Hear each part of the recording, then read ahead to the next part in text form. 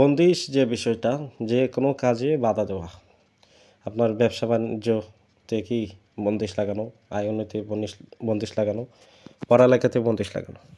তো বন্দিশ লাগানোর মাধ্যমে কি করা যায়? যে কোনো কাজ নষ্ট করে দেওয়া যায়।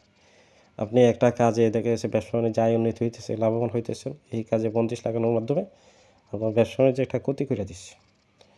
হ্যাঁ, আগের তুলনায় কি আপনি 15,000 টাকা লাভ করতেন, এখন আপনার 7,000 8,000 টাকা লাভ হইতেছে, অর্ধেক কমে গেছে। এই ধরনের ক্ষতি সাধন করা।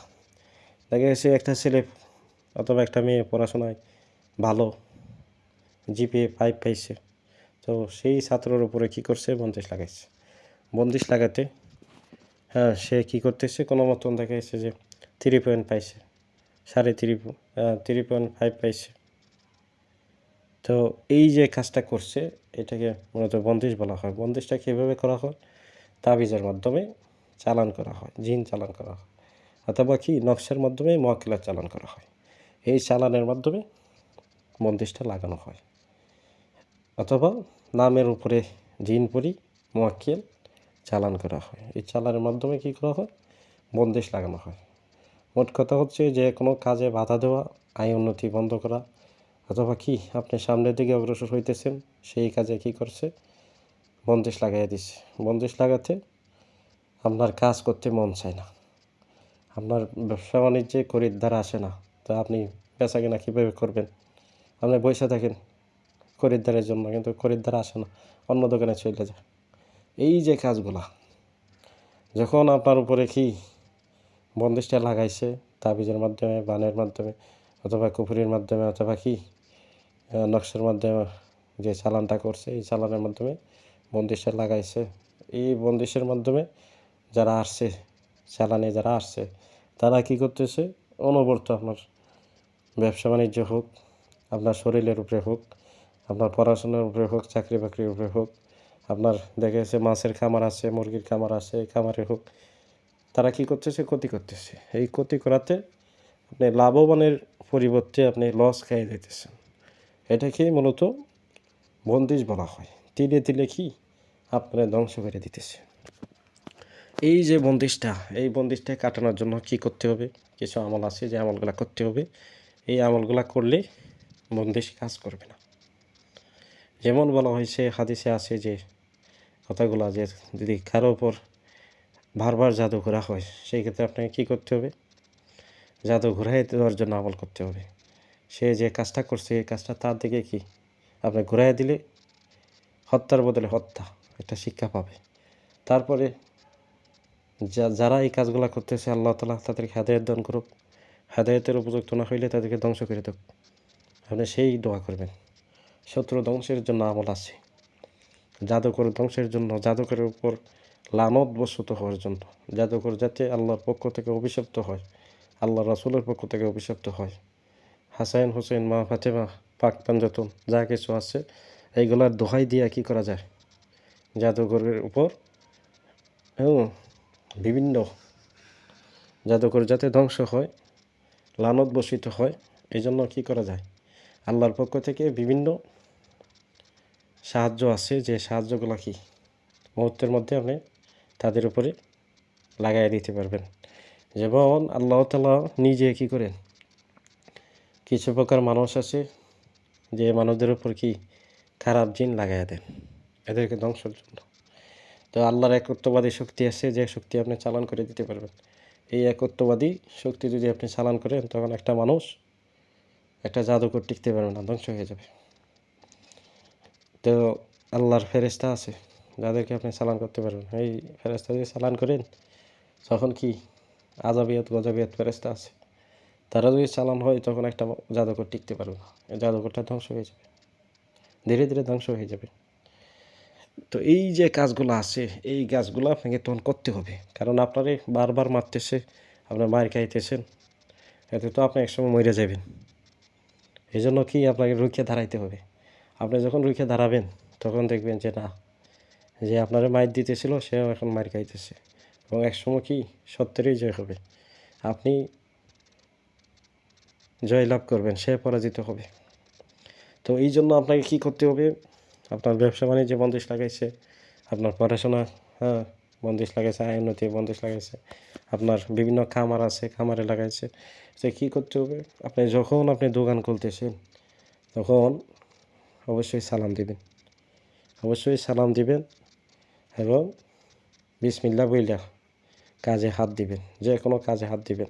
ডান পা দিয়ে কী করবেন, আপনার দোকানে প্রবেশ করবেন। দোকান থেকে বাইর হওয়ার সময় আপনারা কী করবেন, আবার সালাম দিবেন।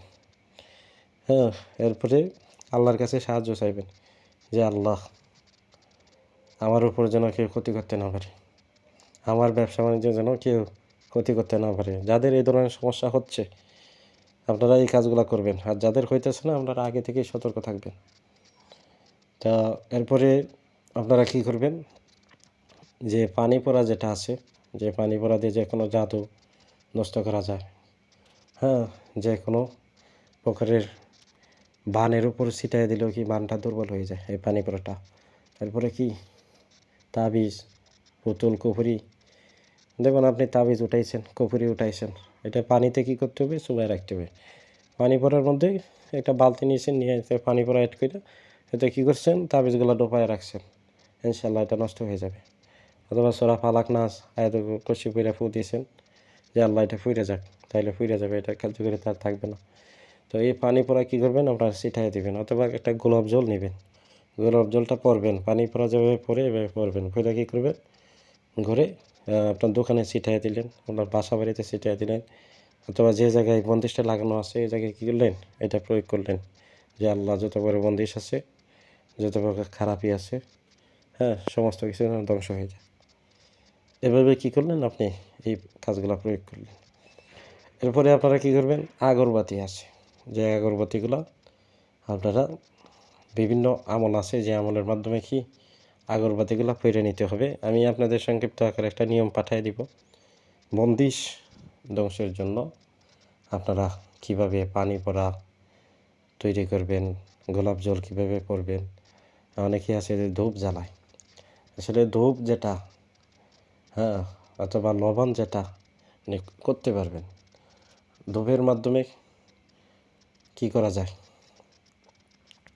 জিন তাড়ানো যায়, কিন্তু এটা মন্ত্র দিয়ে পড়া যাবে না, এটা আল্লাহর কালাম দিয়ে পড়তে হবে। সেই ক্ষেত্রে আপনি এটা ব্যবহার করতে পারবেন।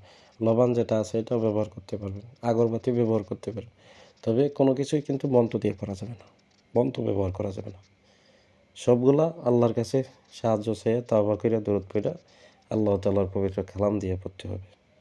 আপনি যখন আল্লাহর কাছে সাহায্য চাইবেন, একমাত্র আল্লাহর শক্তিতেই কি শয়তানরে বিতাড়িত করা যায়। আল্লাহর শক্তির কাছে শয়তান পরাজিত, আল্লাহর কালামের কাছে শয়তান পরাজিত। এখন যে কোনো জাদু হোক, বান হোক, কুফরি হোক, যে কোনো চালান হোক, আল্লাহর কাছে সাহায্য চাই যখন আপনি এটা ধ্বংস করার জন্য যখন নিয়ত করবেন, নিয়ত কইরা অল্প কিছু আমল করলেও কি দেখবেন যে এটা নষ্ট হয়ে গেছে। এরকম আমল আছে যে আমলের মাধ্যমে মুহূর্তের মধ্যে এই সারা পৃথিবীতে যত বদ জিন আছে, খারাপ জিন আছে, সবাই আপনি হত্যা করে দিতে পারবেন। কারণ এই যে কথা বলতেছি, এই কথা বললে আপনারা হাসাহাসি করবেন, অন্যান্য যারা আছে কবিরাজ তারা হাসাহাসি করবে যে হুজুরে কয় কি, যত বদ জিন আছে, খারাপ জিন আছে, সব ধ্বংস করে দিতে পারবেন। কিন্তু ধ্বংস করার কি অনুমতি নাই। যদি অনুমতি থাকতো, আল্লাহর কালামের শক্তি এতটা ক্ষমতা যে সারা পৃথিবীতে যত খারাপ জিন আছে, বদ জিন আছে, সব আপনি একাই ধ্বংস করে দিতে পারবেন। আল্লাহ মানুষের সেই ক্ষমতা দিচ্ছে, কিন্তু অনুমতি নাই। অনুমতি থাকলে আপনি এটা করতে পারবেন। এক একজন এক এক ধর্ম পালন করতেছে, তার ধর্মে বাধা দেওয়ার অনুমতি নাই। যার যে ধর্ম যার যে পালন করুক, আপনি তারা দাওয়াত দিতে পারবেন, তারা বুঝাইতে পারবেন যে ভাই আপনি যে ধর্ম পালন করতেছেন এই ধর্মটা সঠিক না, ইসলাম ধর্মটা সঠিক, এটা শান্তি। তবে আমি করছি, আমি কাজ করছি, এবং আমি কি এটা বলতে পারি যে যত প্রকার বদ জিন, খারাপ জিন আছে, সবগুলো আমি একাই ধ্বংস করে দিতে পারবো। আল্লাহ আমার সেই ক্ষমতা দিচ্ছে, কিন্তু অনুমতি নাই বিদায়, তা নইলে আমি একাই ধ্বংস করে দিতে পারবো, আল্লাহ আমার যে ক্ষমতা দিচ্ছে। তো আপনারা কি করবেন, আমি যে বিষয়গুলো বলতেছি, আমি কিভাবে ধ্বংস করবো এটা বলে দিই। আল্লাহর শক্তিতে, আল্লাহর রাসূলের শক্তিতে, আল্লাহর সাহাবীদের শক্তিতে, আল্লাহর, হ্যাঁ, যত নবী রাসূলগণ আছেন, যত আউলিয়া উলিয়া আছেন এবং আল্লাহর যে ফেরেশতা আছেন এবং আল্লাহর যে পবিত্র কালাম আছে, এইগুলা শক্তিতে মুহূর্তের মধ্যে ধ্বংস করে দেবে। এমন কোনো অপশক্তি নাই যেগুলা কি আল্লাহ এবং আল্লাহর রাসূলের শক্তি, আল্লাহর কালামের শক্তি ধ্বংস হবে না। এমন কোনো অপশক্তি আল্লাহ তাআলা সৃষ্টি করে নাই যেটা কি আল্লাহ তাআলা ধ্বংস করতে পারবেন না। এই জন্য শয়তান থেকে শুরু কইরা যা কিছু আছে সব কিছুই আপনি আল্লাহর শক্তিতে ধ্বংস করে দিতে পারবেন। যদি আপনার সেই কৌশল জানা থাকে তাহলে আপনি পারবেন, সম্ভব।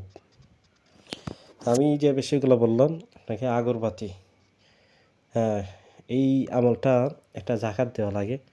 এই জাকাতটা দিলে তখন আপনি এই আমলের মাধ্যমে কার্যকারিতা লাভ করতে পারবেন।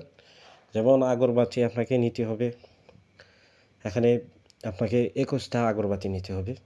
21 প্যাকেট আগরবাতি নেবেন। যারা বড় ব্যবসায়িক আছে তাদের জন্য এটা কোনো ব্যাপার না। 10 টাকা করে 1 প্যাকেট আগরবাতি, এটা কোনো ব্যাপার না। তো তারা কী করবে, এভাবে নেওয়ার পরে সবগুলো আগরবাতি অল্প করে একটু খুলবে, খোলার পরে এটা পুইরা নিবে। আমি যে নিয়মটা দিব এই নিয়মে পুইরা নিতে হবে। অথবা ধূপ আছে, লবণ আছে, এই লবণগুলো কি সবগুলো একসাথে পুইরা নিতে হবে। এই যে বন্দিশটা আছে, বন্দিশটা নষ্ট হওয়ার জন্য আপনাকে পুইরা নিতে হবে। এবং পরবর্তীতে এটা সকাল এবং সন্ধ্যা যখন মাগরিবের আজান হয় তখন কি করবেন, আগরবাতিগুলো ধরাই দিবেন। অথবা যখন ফজরের নামাজ পড়েন তখন ধরাই দিবেন। এই 2 বেলা ধরাইলেই যথেষ্ট। আপনার উপর যত প্রকার বন্দিশ আছে, এই আগরবাতির দোয়া যেদিকে যাইব আপনি নিয়ত করে দিবেন, অথবা লোবানের দোয়া যেদিকে যাইব আপনি নিয়ত করে দিবেন। এই পর্যন্ত যাতে কোনো বন্দিশ আসতে না পারে, আপনার রুমের ভিতরে যাতে কোনো কিছু ঢুকতে না পারে। এই আগরবাতির দোয়াটাই কি বিষে পরিণত হইব। যদিও আপনার ঘরে কোনো কিছু থাকে অপশক্তি, তো একজনের বিষ খাওয়াই দিলে যে সে বাঁচতে পারে না, মারা যায়। ডাক্তারের কাছে না নিলেও কি, ডাক্তারের কাছে গেলেও এরপরও বাঁচে না। অভাবে কি আল্লাহর কালাম দিয়ে আপনি পইরা রাখছেন আগরবাতিগুলা, এর থেকে যে দোয়াগুলো বাইর হবে এগুলো বিষে পরিণত হয়ে যাবে, টিকতেই পারবে না। তো 1 দিন টিকলো, 2 দিন টিকলো, 5 দিন টিকলো, 7 দিন টিকলো, আপনি নিয়ত করে দিতেছেন যে যারা ক্ষতি করে এরা আল্লাহ ধ্বংস করে দেন এই আগরবাতির ওসিলা কইরা। আগরবাতিগুলো আপনার কালাম দিয়ে পড়লাম, এটার ওসিলা কইরা ধ্বংস করে, এই দোয়াগুলো যেন বিষে পরিণত হয়। তাদের যখন নিঃশ্বাসটা নেয় এই নিঃশ্বাসটা যেন বিষে পরিণত হয়ে যায় এবং কি এই নিঃশ্বাসটা যেন মৃত্যুর কারণ হয়। এবার যখন নিয়ত করে আপনি দিয়ে দিবেন, 1 দিন, 2 দিন, 5 দিন, 10 দিন বাঁচলো, কিন্তু একটানা যখন 30 দিন করবেন অথবা 41 দিন করবেন, একটা জাকাত আদায় করবেন, তখন কিন্তু তারা বাঁচতে পারতো না। যত প্রকার ক্ষতি আছে এই ক্ষতিগুলো খাইতে যাইব। পানি ভরা ছিটাইতেছেন, গোলাপ জল ছিটাইতেছেন, এরপরে এই কাজগুলো করতেছেন, এরপরে ঝাড়ফুঁক করতেছেন, এরপরে কি যত প্রকার বন্দিশ আছে এগুলা কাটার আমল আছে, এগুলো যখন কাটার আমল করতেছেন, এবং এগুলা ধ্বংসের জ্বালায় দেওয়ার আমল করতেছেন, এগুলা যারা করছে তাদের দিকে ঘুরায় দেওয়ার আমল করতেছেন, তখন কিন্তু আপনার দিকে কোনো কিছু আর থাকবে না। কথা কি বুঝতে পারছেন আপনারা সবাই? জি হুজুর।